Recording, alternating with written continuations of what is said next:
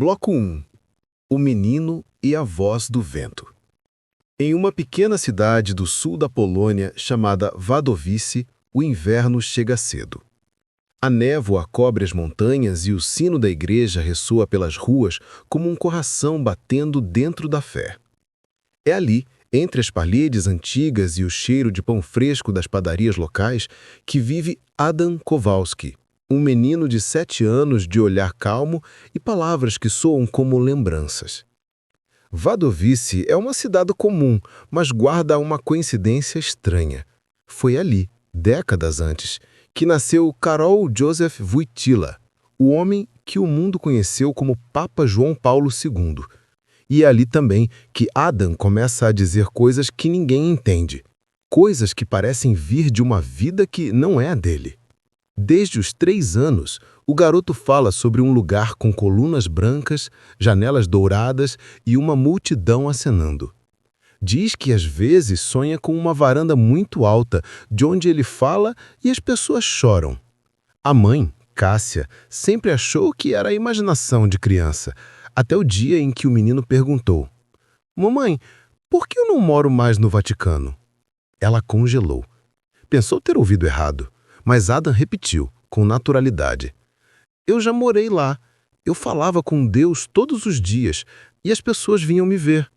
Se essa história já te causou arrepio, deixa o like e continua aqui comigo. O que vem a seguir desafia tudo o que sabemos sobre alma, memória e fé. Nos dias seguintes, Cássia começou a reparar nas pequenas coisas. O menino, que nunca saiu da Polônia, começou a falar frases em italiano com sotaque romano. Durante o jantar, olhou para o pai e disse: "Pace e fede sempre." "O que isso significa, Adam?" perguntou ela. "Paz e fé sempre." Cássia era professora. Anotou tudo em um caderno, curiosa, mas tentando manter o ceticismo. Até que, certa noite, o menino acordou assustado e disse: "As luzes da praça estavam tão fortes e depois veio o silêncio." Ele chorava, mas não sabia explicar por quê. Disse apenas que alguém havia atirado e que ele sentia uma dor no peito. Uma dor que não era dessa vida. O pai, Piotr, não gostava dessas conversas. Homem simples, prático, dizia que isso tudo era invenção. Mas, no fundo, o olhar dele já denunciava outra coisa: medo. Porque quanto mais Adam falava, mais tudo parecia possível. Em um domingo gelado, o padre Marek, da igreja de Santa Maria, foi convidado para conversar com o menino. Adam o recebeu com postura respeitosa, mãos juntas, e disse algo em voz baixa: "Tu habes officius sanctum." O padre ficou pálido. Era latim e significava: "Você tem um ofício sagrado." "Onde você aprendeu isso, meu filho?" perguntou o padre. "Eu falava assim todos os dias, quando eu era o ele." "Quem ele, Adam?" O menino respondeu com calma: "O Papa." O silêncio tomou conta da sala. O padre, a mãe e o pai ficaram imóveis. Adam não parecia estar brincando. Falava como quem lembra, não como quem inventa. Nas semanas seguintes, o padre começou a visitar a família regularmente. Levava fotos antigas da igreja, imagens de papas e locais sagrados. Adam observava cada uma com atenção, até parar diante de uma fotografia. Apontou com o dedo e disse: "Era assim que eu era, quando ainda usava o anel de São Pedro." A foto era de João Paulo II, sorrindo em uma varanda no Vaticano. Cássia desabou em lágrimas. O padre, incrédulo, olhou para o menino e sentiu algo no peito. Uma mistura de medo e devoção. A partir daí, o impossível começou a ganhar contornos de verdade. Adam descrevia o interior do Palácio Apostólico, falava da Capela Redemptoris Mater, citava nomes de cardeais que já haviam morrido. Quando o padre perguntou o que ele lembrava da oração, o menino respondeu: "Lembro da dor nas pernas, do vento nas roupas brancas e das mãos que eu segurava. O mundo inteiro estava ali, e mesmo assim eu me sentia solinho." Essa frase não parecia saída da boca de uma criança. Soava como um eco antigo, um pensamento de alguém que carregou peso demais. Certa tarde, Adam pediu à mãe para levá-lo até a praça principal de Wadowice, onde há uma estátua de João Paulo II. Ficou parado diante dela por longos minutos. Depois, com lágrimas discretas, disse: "Foi aqui que tudo começou e foi aqui que eu aprendi a perdoar." O padre Marek, que acompanhava a família, não conteve o choro. Disse que aquela criança falava com uma serenidade que lembrava os antigos monges. Mas para o pai, tudo aquilo ainda era loucura. Ele dizia: "Não existe alma que volta, nem papa que renasce. Isso é só coisa da cabeça dele." Mas mesmo dizendo isso, olhava para o filho com uma dúvida que o consumia. Nas semanas seguintes, Adam começou a desenhar. Desenhava a Praça de São Pedro com precisão. Cada coluna, cada janela, cada bandeira. Quando a mãe perguntou de onde ele lembrava aquilo, ele respondeu: "Eu ainda escuto o vento daquele lugar. O vento de Roma é diferente. Ele fala." Cássia sentiu um arrepio percorrer-lhe o corpo. Ela sabia que nenhuma criança da idade dele poderia inventar algo assim. Decidiu então registrar tudo em vídeo, como prova de que não era imaginação. As gravações mostravam um menino falando em italiano, descrevendo a Basílica de São Pedro, citando nomes e frases que só alguém que viveu lá poderia conhecer. Os vídeos logo chegaram aos ouvidos da Universidade de Cracóvia e o caso começou a chamar atenção. Mas antes de qualquer cientista tentar explicar, Adam fez algo que deixou todos em silêncio. Pediu para ir à missa, ajoelhou-se diante do altar e disse com voz serena: "O corpo morre, mas o amor continua sendo Deus respirando dentro da gente." O padre engasgaçou. Aquela frase era quase idêntica a uma pregação mais famosa de João Paulo II em 1997, mas ninguém nunca havia mostrado essa gravação ao menino.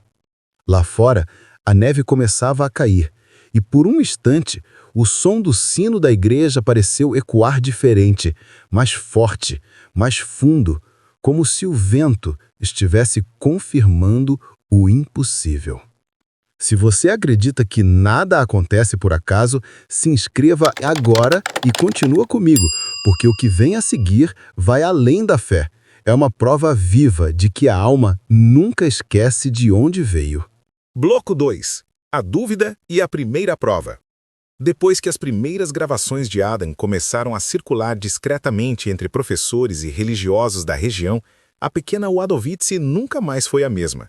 O padre Marek via fiéis se aglomerando após a missa, pedindo notícias do menino que falava com voz de santo. Mas, dentro de casa, o clima era outro. A fé da mãe crescia, e a resistência do pai aumentava. Piotro, homem de raciocínio simples e coração fechado, não suportava ver a esposa mergulhada em algo que ele chamava de fantasia piedosa. Naquela noite, sentado à mesa, ele falou baixo, mas firme: "Cássia, você precisa parar com isso. Ele é só um garoto, está confundindo os sonhos." Ela respondeu: "E como você explica as palavras em latim, os nomes que ele nunca ouviu?" Piotro não respondeu. Apenas apertou o punho e deixou o copo tremer sobre a mesa. Se você acredita que certas memórias não morrem com o corpo, deixa o like e continua aqui comigo, porque o que vem agora é a primeira prova que ninguém conseguiu explicar. 2 dias depois, algo aconteceu que abalou até o mais cético dos corações. Enquanto arrumava o quarto, Cássia encontrou uma antiga moeda guardada dentro de uma caixa de madeira que pertencia ao marido. Adam a viu e, sem que ninguém dissesse nada, disse com voz calma: "Essa é do ano em que o mundo parou por um instante. 1981. Cássia ficou imóvel. Adam continuou: "Guardei-a depois que o perdão venceu o ódio. Era o símbolo da minha segunda chance." Piotro entrou no quarto e viu a cena. O rosto dele ficou branco. Aquela moeda fora um presente de um primo que havia viajado a Roma, uma edição limitada do Vaticano emitida exatamente em 1981, o ano do atentado contra João Paulo II. Nenhuma criança de 7 anos poderia saber disso. O padre Marek foi chamado imediatamente. Chegou a casa com um gravador portátil e fez perguntas em tom calmo. Adam, você se lembra desse dia?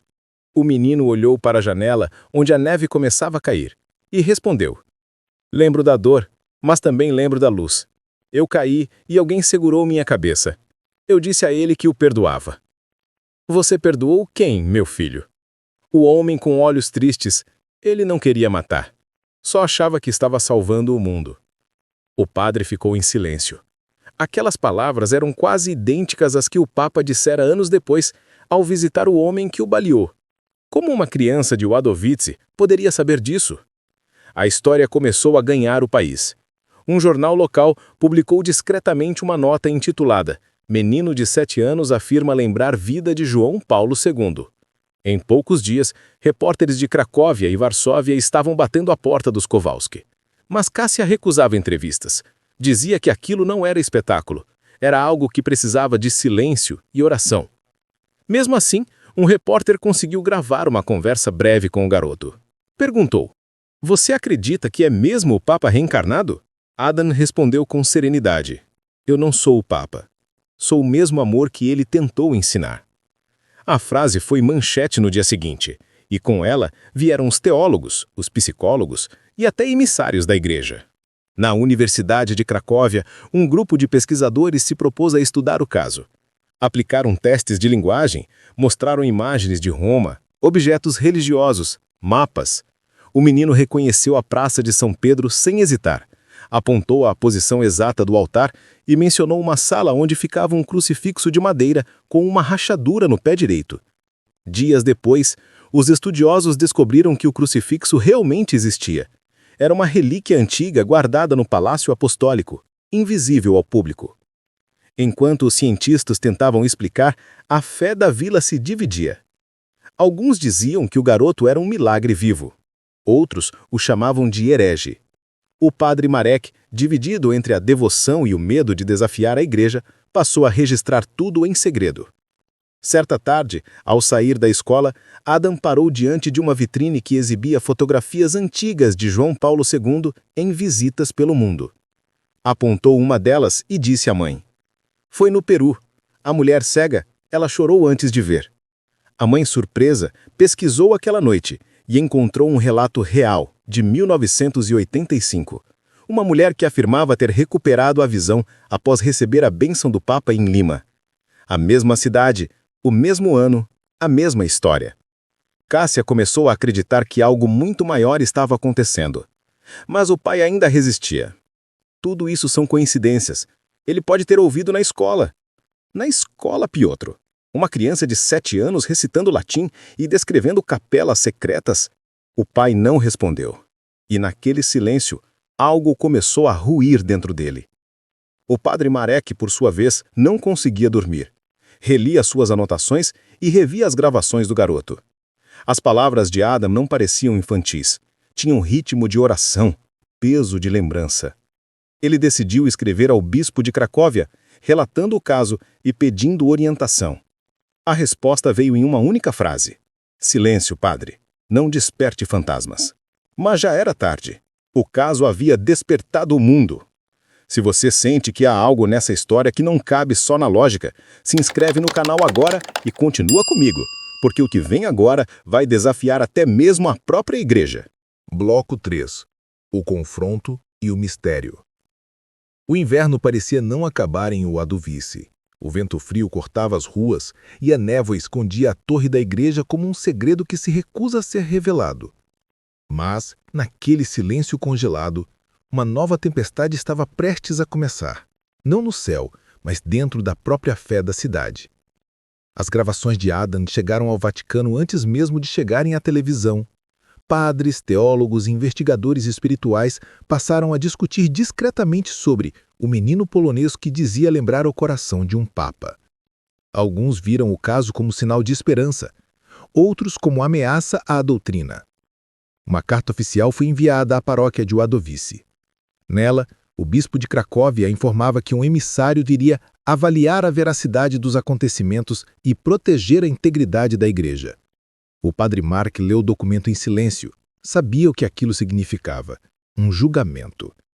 Se essa história já te prendeu até aqui, deixa o like e continua comigo. O que vai acontecer agora é o tipo de revelação que mexe até com quem diz não acreditar. O homem chegou 2 semanas depois. Chamava-se Padre Lorenzo Conte, enviado direto do Vaticano. Um teólogo conhecido por desmascarar supostos milagres e fenômenos espirituais. Rosto severo, sotaque italiano, olhar de quem não buscava entender, mas negar. Lorenzo se hospedou na própria casa paroquial e exigiu ver o menino. Cástia aceitou com relutância. Naquela tarde, a pequena sala da família Kowalski parecia mais fria do que nunca. O padre visitante se sentou diante de Adam, colocou um crucifixo sobre a mesa e perguntou: "Você sabe o que isso representa?" Adam olhou fixamente e respondeu: "O amor que o homem esqueceu de sentir." Lorenzo suspirou, desconfiado. Pegou uma fotografia antiga de João Paulo II em uma cerimônia privada, uma imagem jamais divulgada ao público, e mostrou ao menino. "Você conhece esta cena?" Adam observou atentamente e respondeu: "Sim, foi quando o sol entrou pela janela e fez o ouro da parede brilhar. Eu chorei porque percebi que Deus estava em tudo, até na luz." O emissário congelou. A foto tirada em 1993 mostrava exatamente aquele reflexo. Mas ninguém fora do Vaticano sabia disso. Nos dias seguintes, o padre Lorenzo interrogou o menino diversas vezes.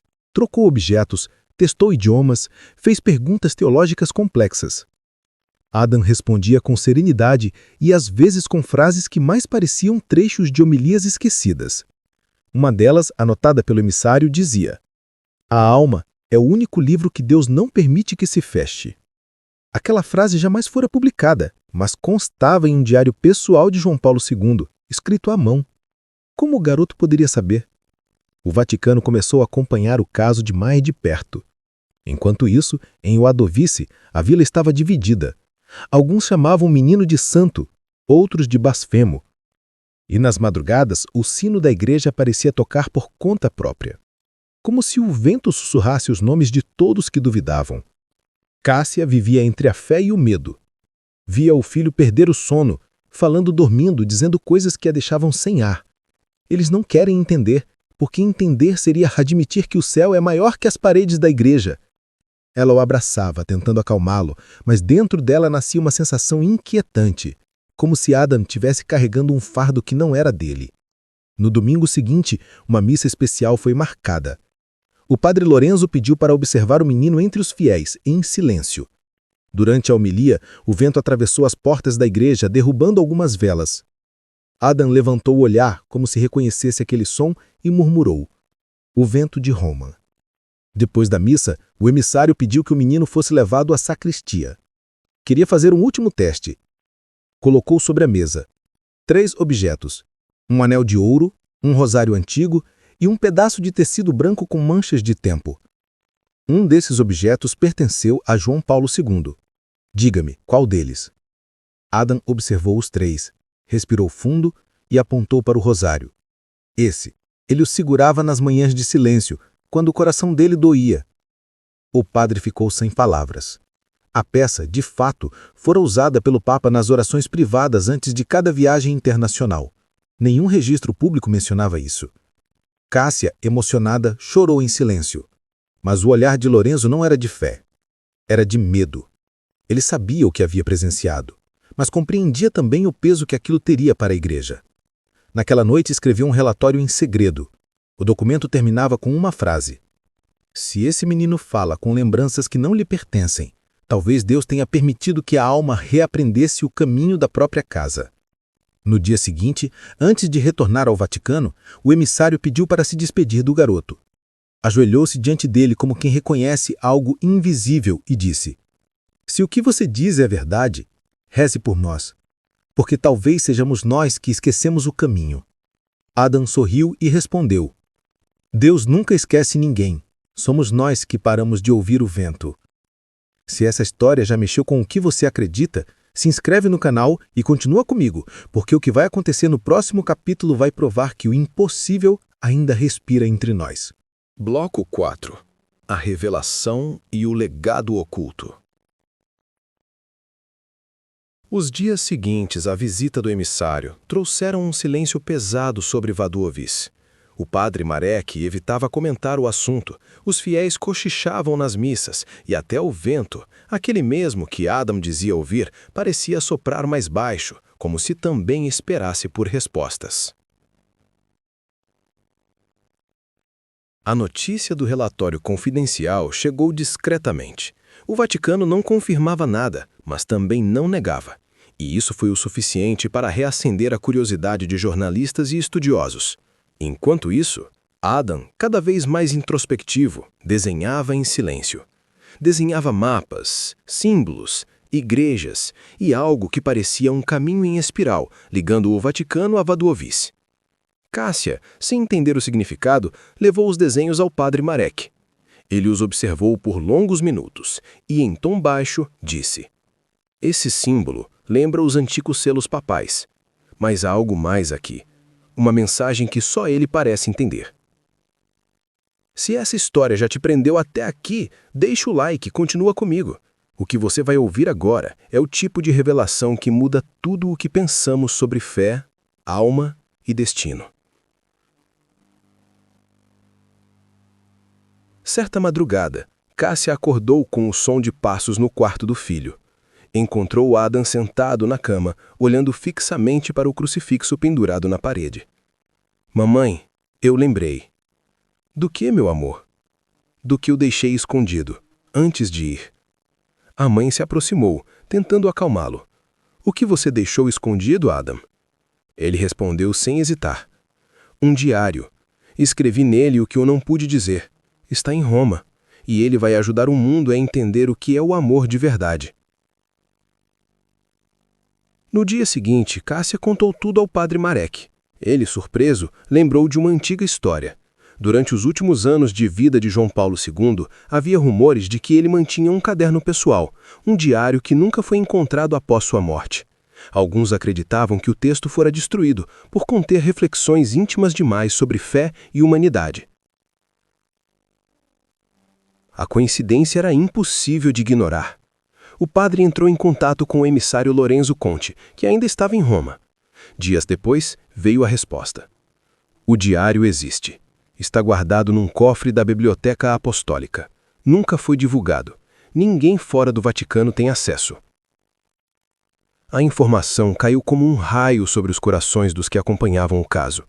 Como aquele menino, que nunca tinha saído da Polônia, poderia falar de algo que oficialmente não existia? Movido pela dúvida e pela fé, Lorenzo decidiu quebrar o protocolo.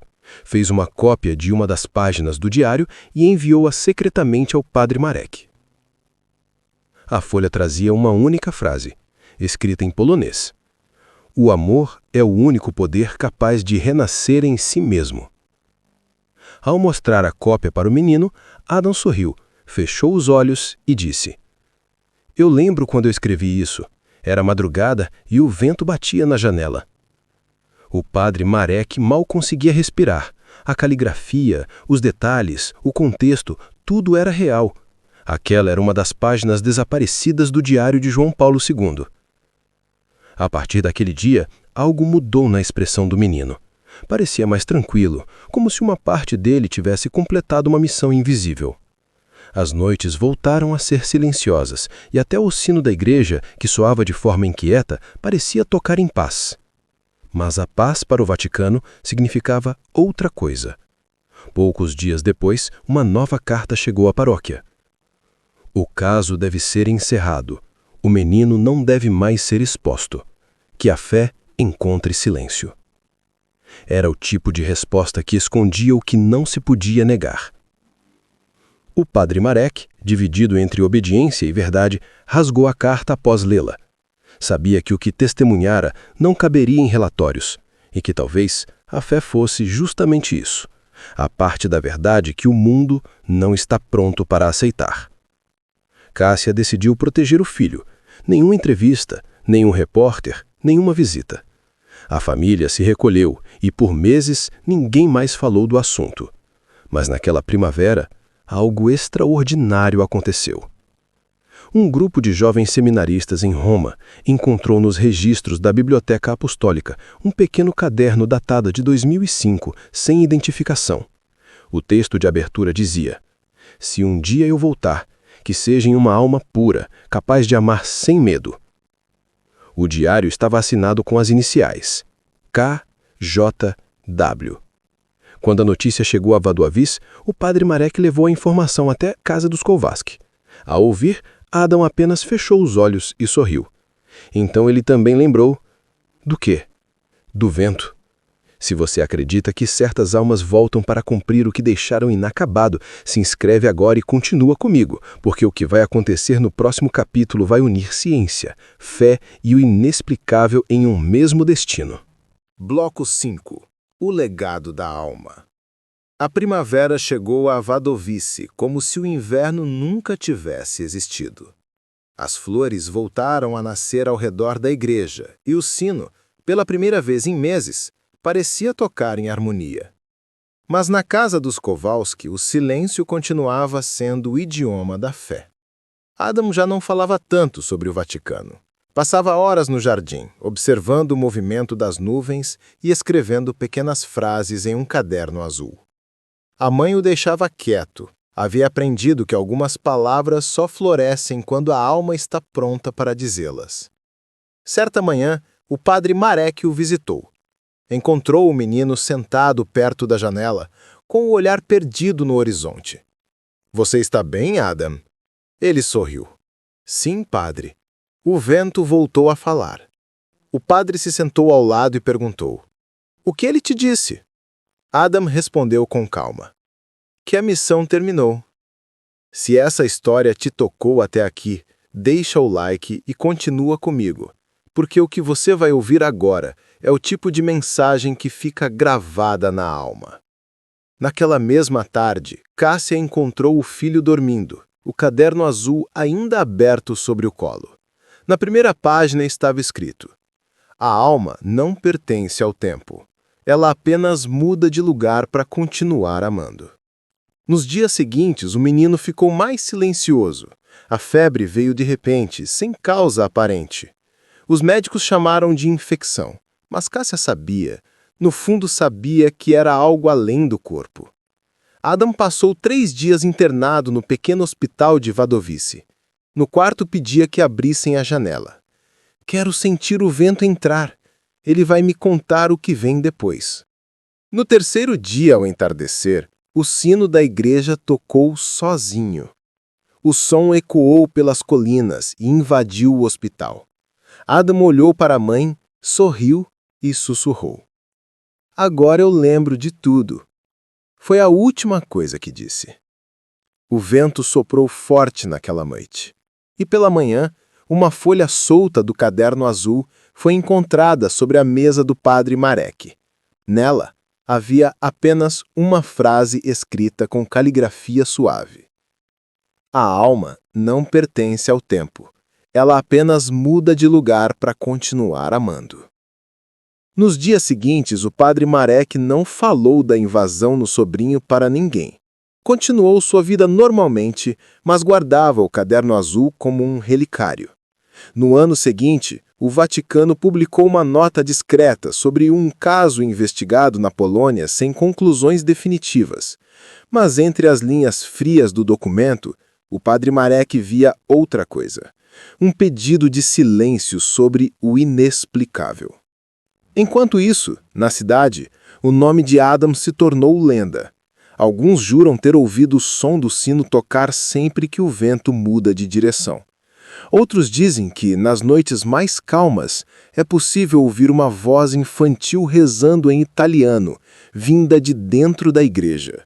Cássia nunca deixou Vadovice. Continuou vivendo na mesma casa, guardando o caderno azul como quem guarda um relicário.